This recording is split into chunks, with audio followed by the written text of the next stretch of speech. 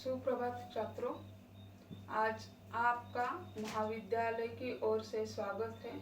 आप first year में प्रवेश ले लिया है आपने, इसी कारण आज हम आपका स्वागत करते हैं। जैसे हम देखते हैं आपके 12वीं का अंत कोरोना की महामारी से हो गया और फर्स्ट ईयर जो डिग्री कॉलेज है उसमें जो प्रवेश लिया वो भी कोरोना महामारी के ही बीच में हो रहा है। तो ऐसी समस्या निर्माण हो गई है कि हम एक दूसरे से मिले जुले कैसे। ऐसे समय में भी यानी जैसे मान लीजिए यूजीसी हो या महाविद्यालय हो विश्वविद्यालय हो, उनकी ओर से ये प्रयास हो रहा है कि हम एक दूसरे से जुड़े, चाहे वो यानी फिजिकली हो या ये डिजिटल माध्यमों के द्वारा हो। तो ऐसे हम एक दूसरे से जुड़ने का प्रयास कर रहे हैं। आप सभी छात्रों का यानी स्वागत है। महाविद्यालय में आपने प्रवेश लिया, इसी कारण इस महाविद्यालय में जो गतिविधियां होती है उसकी जानकारी आपको होना अनिवार्य है।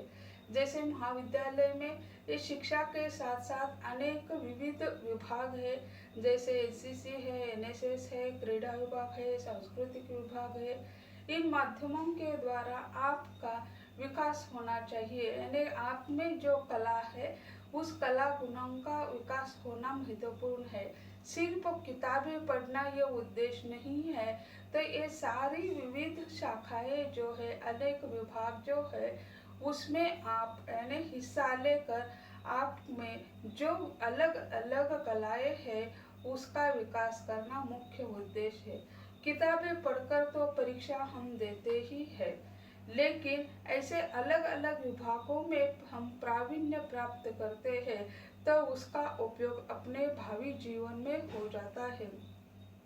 तो आज के पहले आपने अलग अलग विषयों के लेक्चर देख लिए होंगे। तो ये डिजिटल माध्यम के द्वारा हम एक दूसरे से मिल रहे हैं।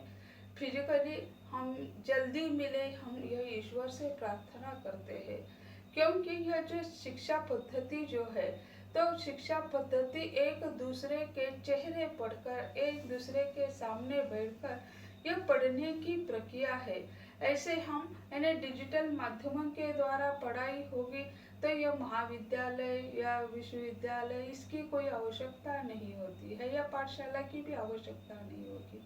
लेकिन शिक्षण एक महत्वपूर्ण ऐसा हिस्सा है जो हम एक दूसरे से मिलजुल कर ही सीख सकते हैं। तो इसी कारण यानी घर में हम सीखते हैं, समाज में सीखते हैं, फिर यानी ऐसे पाठशाला कॉलेज में प्रवेश करके अपना समय क्यों बर्बाद करें। तो हम एक दूसरे के स्वभाव देखते हैं, स्वभाव सुनते हैं, तो एक दूसरे के अनुसार हम ढलने का प्रयत्न कर देते हैं। हर एक के मन में कोई न कोई एक उद्देश्य होता है और उद्देश्य की पूर्ति के लिए हम इन्हें ये सब कुछ यानी जिंदगी के कई साल इन्हें पढ़ाई में हम लगा देते हैं।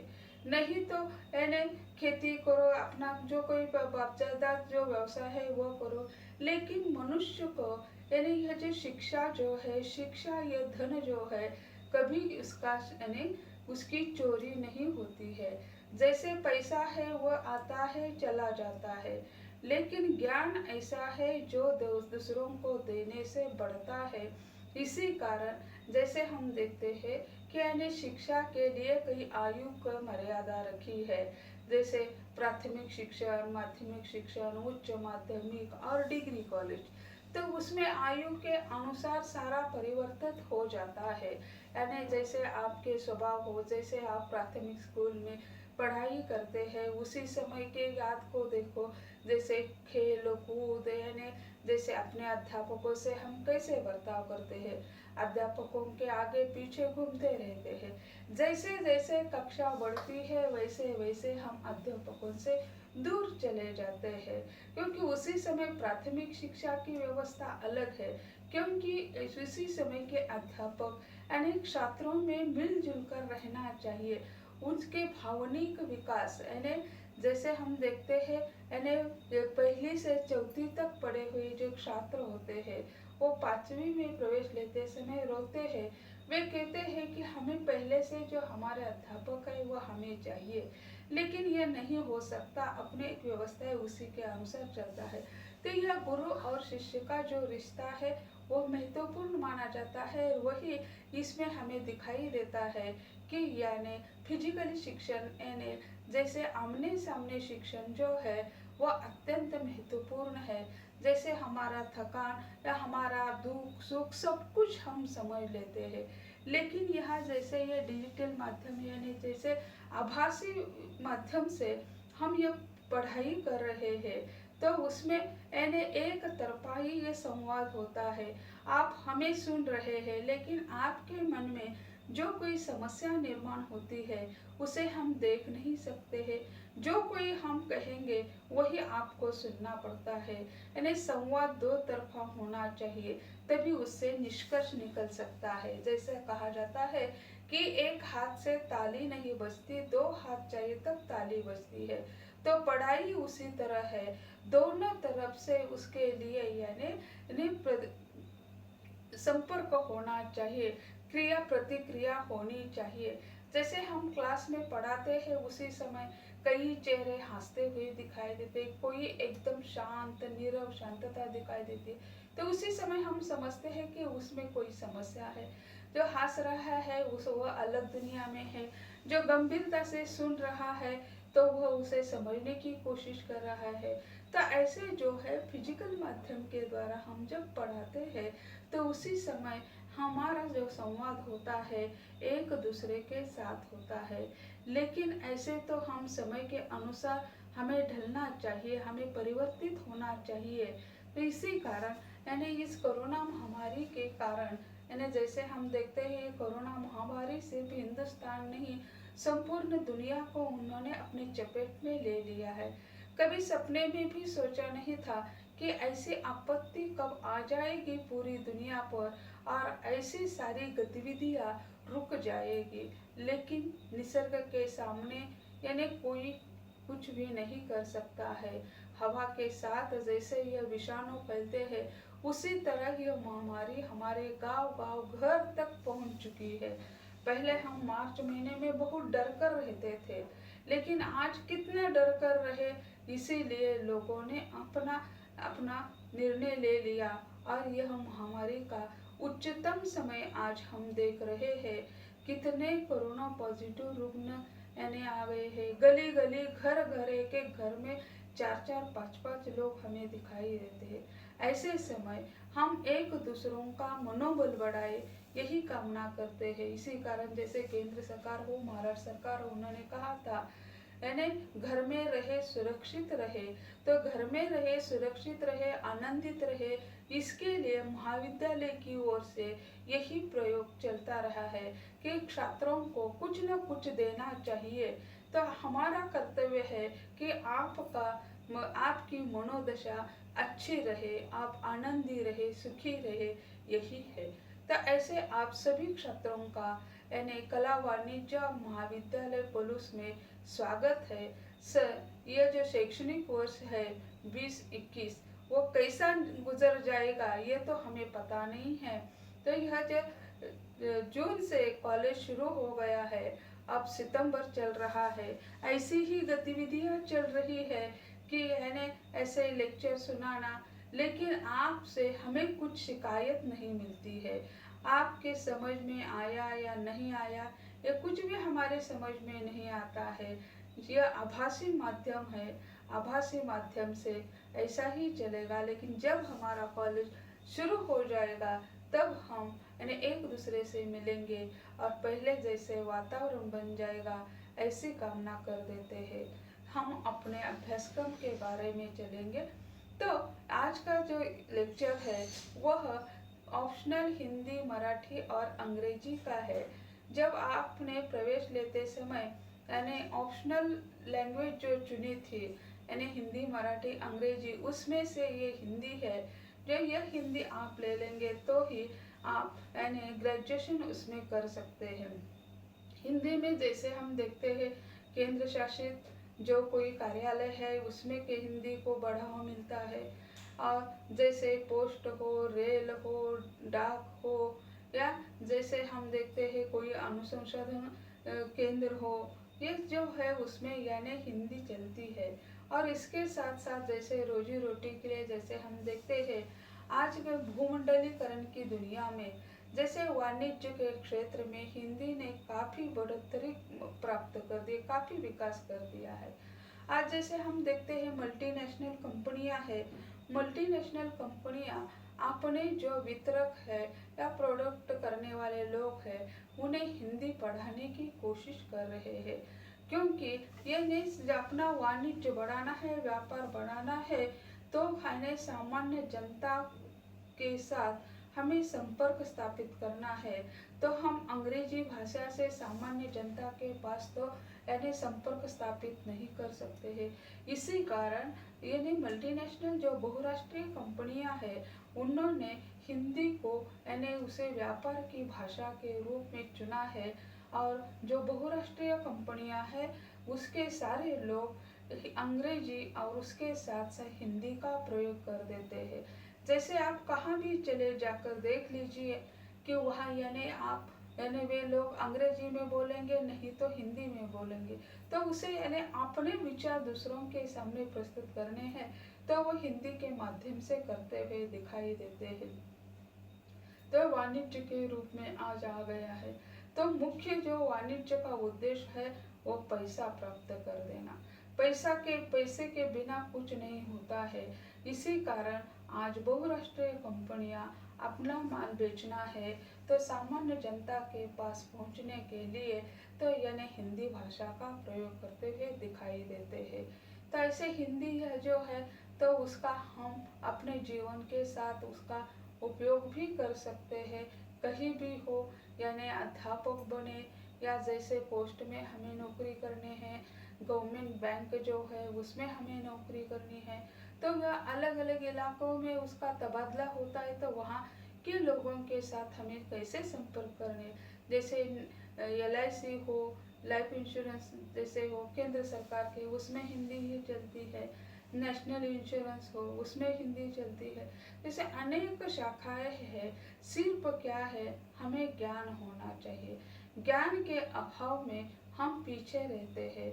उसके नौकरी की कौन जगह कौन सी है, कहाँ कहाँ हिंदी के लिए यानी जगह खाली है, यह हमें ज्ञात नहीं होता है। इसी कारण हम क्या कर देते हैं, हिंदी की ओर मोह मोड़ लेते हैं। तो अंग्रेजी पहले से ही हम कठिन मानते रहते क्योंकि यह विदेशी भाषा है, उसके प्रति तो यानी उसका नाम सुनते ही लोग भाग जाते हैं। लेकिन हिंदी और मराठी दोनों तो इतनी कठिन नहीं है। मराठी और हिंदी की जो लिपियां है देवनागरी है, वर्णमाला एक जैसी है, तो उसमें थोड़ा परिवर्तन है, फिर भी हम उसे कठिन मानते हैं। जैसे आज के छात्र हम देखते हैं तो वे यानी जैसे मोबाइल हो, टीवी हो, उसमें यानी मराठी का चैनल कोई नहीं लगाता, लगाते हैं हिंदी का, और जब पढ़ाई के लिए आ जाते तो कहते हैं कि यानी हमने 2 साल हिंदी नहीं पढ़ी। अरे 2 साल हिंदी पढ़ने का समय ऐसा नहीं है कि हमें कुछ नहीं आता है, जो कठिन है उसे हमें करने की थोड़ी सी कोशिश करनी चाहिए। कौन सा भी विषय हो तो उसमें काठिन्य होता ही है। जैसे सहजता, जैसे हम पहले जब यानी 12वीं घड़ी हम पढ़ते हैं उसी समय क्या पहले हमें आता था? हम जन्म से सीखकर आए हैं? नहीं है, हम सीखकर नहीं आते, फिर हम सीखते हैं। उसी तरह हम यानी अपनी मातृभाषा तो है, मातृभाषा को तो हम पहले से आत्मसात करते हैं, उसे सीखते हैं, और उसके साथ यानी जैसे केंद्र सरकार ने त्रिभाषा सूत्र का प्रयोग कर दिया है, मातृभाषा, राष्ट्रभाषा और संपर्क भाषा के रूप में अंग्रेजी का स्थान है।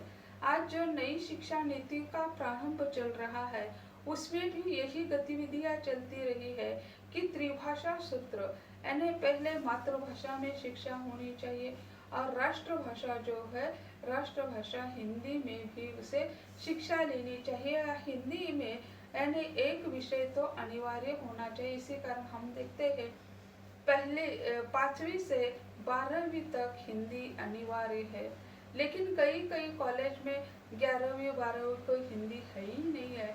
ऐसी भी कई जगह समस्या है। लेकिन यह क्या है, यानी एक राष्ट्र के लिए जिस राष्ट्र को अपनी राष्ट्रभाषा नहीं वो राष्ट्र गूंगा होता है ऐसा कहा जाता है। तो तो हम अपनी राष्ट्रभाषा नहीं सीखते या उसी तरह हम अपने को नहीं डालते, तो यह अपनी कमजोरी माननी चाहिए। तो अपनी कमजोरी यानी कैसे, राष्ट्र के प्रति होने वाली कमजोरी है। जिस राष्ट्र में हम रहते हैं उसकी राष्ट्रभाषा को तो हमें अपनाना ही चाहिए। तो ऐसे जो हिंदी है, हिंदी में नौकरी के लिए अनेक अवसर है। रेल विभाग में आजकल हम देखते हैं तो रेल विभाग में अनेक पद रिक्त है और उसका विज्ञापन निकलता जा रहा है। तो उसी समय हम रेल में अपने आसपास कई रेल स्टेशन हो, वहाँ जाकर देखो लोग कौन सी भाषा में वार्तालाप करते हैं, वे अधिकारी हो या जो कोई होगा, तो क्योंकि वे समझते हैं कि यानी यह व्यक्ति सामने वाला जो है वह समझ जाएगा। अगर कोई अधिकारी उनकी भाषा वही की उसी तमिल हो और वो तमिल में हमारे यहाँ वार्ता करेगा तो वो नहीं, सही नहीं होगा। इसी कारण रेल विभाग में हिंदी को यानी बहुत ही प्राधान्य दिया जाता है। आप ग्रेजुएशन हो जाते हैं तब आपको अनेक स्थानों पर नौकरी की जगह खाली दिखाई देती है। तो ऐसे जो है तो यह अगर आप फर्स्ट ईयर में ऑप्शनल हिंदी रखेंगे तो ही आप टीवाई के लिए हिंदी रख सकते हैं। और टीवाई में हिंदी करके यानी ग्रेजुएशन हिंदी में करके आप अपना जो उद्देश्य है, अपना जो लक्ष्य है उसके प्रति जा सकते हैं। तो आप फर्स्ट ईयर में ऑप्शनल हिंदी ले लिया, फिर एसवाई में आप वही विषय ले सकते हैं और टीवाई में फिर वही विषय हिंदी ले सकते हैं। एफवाई में आपके 2 पेपर होंगे, पहले सेमेस्टर को 1 और दूसरे सेमेस्टर को 2 दूसरा। और एसवाई में आप जाएंगे तो उसी समय आपका यानी पहली से तीसरी सेमेस्टर जो है उसमें पेपर नंबर 3 और पेपर नंबर 4 और चौथी सेमेस्टर में पेपर नंबर 5 और पेपर नंबर 6। जब टीवाई में आप जाएंगे तो यानी 5वीं सेमेस्टर है, 5वीं सेमेस्टर में पेपर 7, पेपर 8, पेपर 9, पेपर 10 और पेपर 11 ऐसे होंगे। और सेमेस्टर 6 जो है उसमें पेपर 13, 14, 15, 16 ऐसे यानी 5 पेपर होंगे और अंग्रेजी आपके साथ साथ होगी ही। यानी फर्स्ट ईयर से टीवाई तक हम जाते हैं तो कंपलसरी अंग्रेजी आपको लेना ही पड़ता है। कौन सा भी विषय हो, हिंदी हो, मराठी हो या अंग्रेजी हो या इतिहास हो, ज्योग्राफी हो, सभी विषयों को आपको अंग्रेजी अनिवार्य ही है। अंग्रेजी को हम छोड़ नहीं सकते हैं। तो ऐसे यानी आपका यानी ग्रेजुएशन का ढांचा इस तरह है कि आप एफवाई बीए में जो विषय लेते हैं ऑप्शनल, जैसे हिंदी, मराठी, अंग्रेजी, हिस्ट्री, ज्योग्राफी, पॉलिटिक्स, इकोनॉमिक्स, इसमें से 4 विषय जो आपने चुने हुए हैं उसमें से आप एसवाई को 2 ले जाते हैं और फिर टीवाई को 1 ले जाते हैं। तो यह यानी एफवाई से टीवाई तक का ये पेपर का ढांचा है।